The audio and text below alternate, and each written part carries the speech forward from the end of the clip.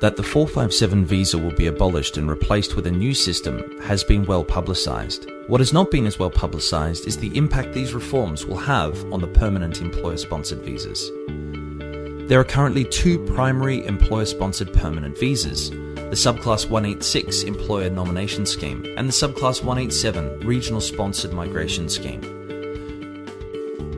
There were then two main pathways applicants used to access these visas. One was called Direct Entry and the other was called Temporary Residence Transition. The Temporary Residence Transition, or TRT stream to these two visas was specifically established to provide a streamlined pathway for those 457 visa holders who had completed more than 2 years on their 457 with the same employer in the same position. In his joint press conference with the Prime Minister, the Minister for Immigration is interpreted as saying that existing 457 visa holders would continue to be able to access one of the permanent employer-sponsored visas as per the present rules. This hints to some form of transitional arrangements, but the detail is yet unknown and the full impact of the abolition of the 457 on the ENS and RSMS is yet to be realised. However, what we do know is, first of all, there are 3 major changes before the TSS is fully introduced in March 2018. These changes follow the below timeline.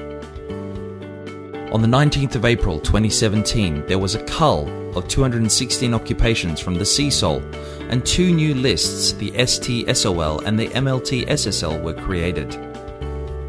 The CSOL had traditionally underpinned the 186 visa, which means that from this date, direct entry stream applicants will be required to be nominated under one of the occupations on one of these much shorter lists.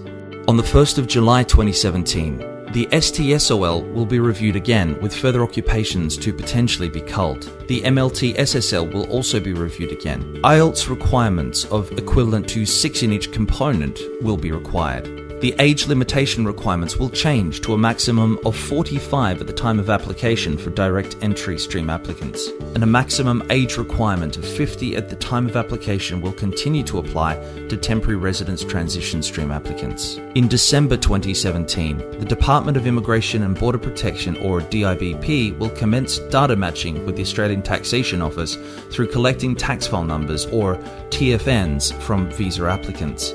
The DIBP will also commence publicly posting details online relating to sanctioned sponsors who have failed to meet their sponsor obligations. The second thing is that at the same time as the implementation of the TSS visa, there will be the following major changes to the ENS and RSMS. So from March 2018, the MLT-SSL will now apply, with additional occupations available to support regional employers for the RSMS. There will be a minimum market salary rate similar to the old 457 requirements and new TSS requirements.